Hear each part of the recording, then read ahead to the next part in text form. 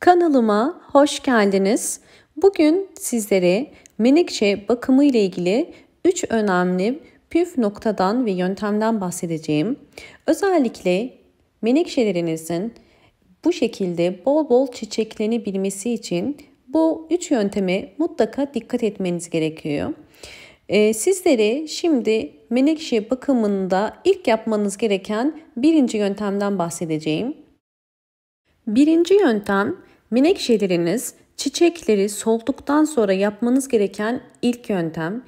Bu tarz bütün çiçekleri solan ve yaprakları çürümeye başlayan, sararmaya başlayan menekşelerinize ilk yapmanız gereken birinci püf nokta budama yapmak.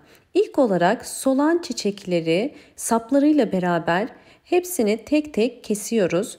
Bu işlem özellikle menekşenin yeni çiçek çıkarmasını kolaylaştırmak için, çünkü sürekli üzerinde kuru çiçeklerle duran bir menekşe çiçek çıkarımını daha da zorlaştırır. Bu yüzden mutlaka solar solmaz menekşelerinizin solan çiçeklerinizi kesin mutlaka.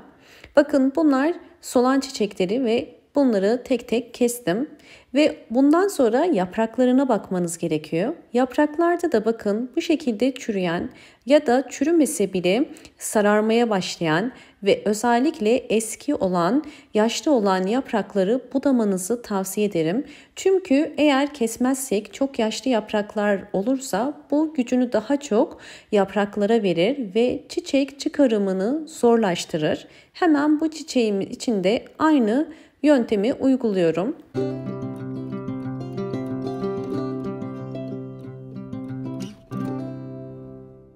Menekşeye çiçek açtırmanın ikinci püf noktası gübre vermek.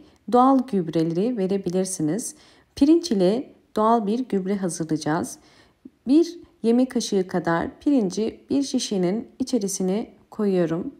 Ve üzerine normal arıtma suyu, saf su koyacağım. Sizler çiçek sayınıza göre ölçüyü artırabilirsiniz. Bu 300 milimlik bir şişe. Biraz karıştırıp yarım saat dinlendireceğim.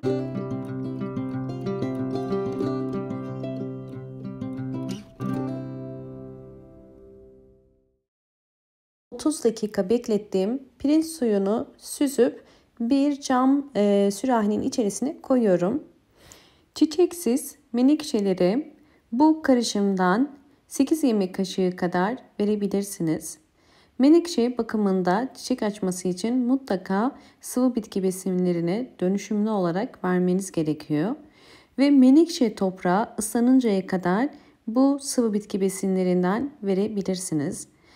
Ve diğer önemli bir püf nokta, menekşe sulama yaparken kesinlikle direkt menekşenin gövde kısmına su dökmeyin ve gövde kısmına su girmemesi gerekiyor. Yoksa gövdede çürümeler başlar ve yaprak sararır. Her zaman kenardan su vermeye çalışın. Menekşelerde kök çürümesinin en büyük nedeni fazla sulama ve yanlış sulamalar. Bakın, ya da ikinci yöntem olarak bir saksının ikinci saksı kullanıyorsanız içerisine gübre ya da suyu koyup menekşeyi direkt içerisine oturtmak. Böylelikle gövde kısmına direkt su girmediği için menekşelerde çürüme olmaz. Bu karışımı ayda bir kere vermeniz yeterli. Menekşemin gelişimini sizlerle zaman içerisinde tekrar paylaşacağım.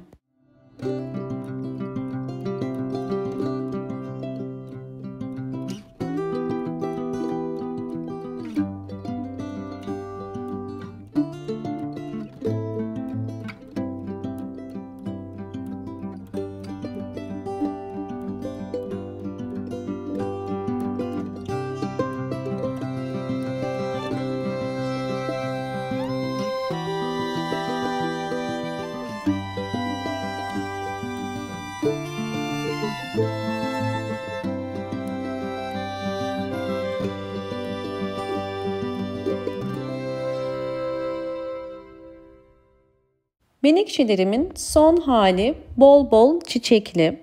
Bunun için üçüncü metottan da bahsetmek istiyorum. Bu çok önemli bir nokta, bol ışık alması. Bunu her videomda genelde bahsediyorum.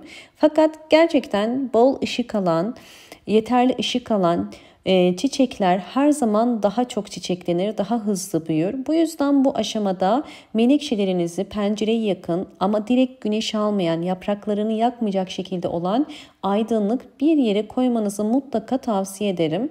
Eğer bu anlattığım 3 püf noktaya dikkat ederseniz menekşe...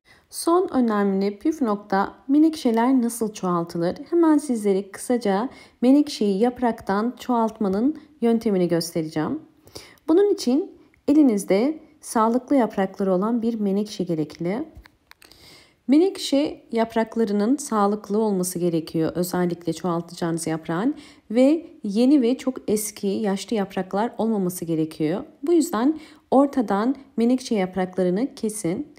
Ve buraya kadar videomu izlediyseniz ve beğendiyseniz hemen beğen tuşuna basıp kanalıma da abone değilseniz eğer bana destek olmak için abone olabilirsiniz. Özellikle menekşeleri yapraklarını keserken farklı menekşe yapraklarını keserek istediğiniz menekşeyi çoğaltabilirsiniz.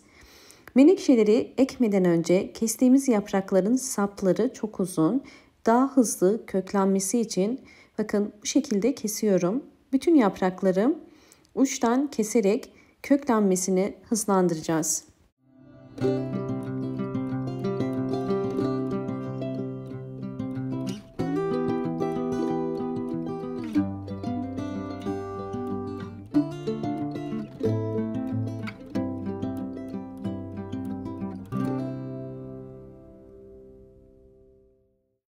Bu şekilde sadece yaprakların sap kısımlarını toprağın içerisine koyuyoruz. Toprağınızın da torflu, suyu geçirebilen bir toprak olması önemli. Diğer bütün yaprakları da aynı şekilde ekeceğim.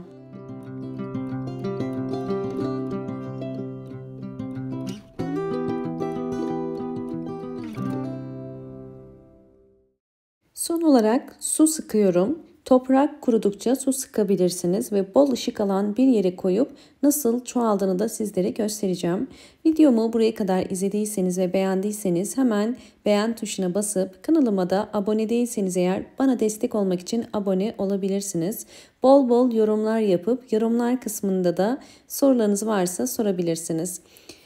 Evet, gördüğünüz üzere aylar sonra menekşeleri yapraktan çoğalttık. Bu şekilde bol bol yeni yapraklar çıkardılar.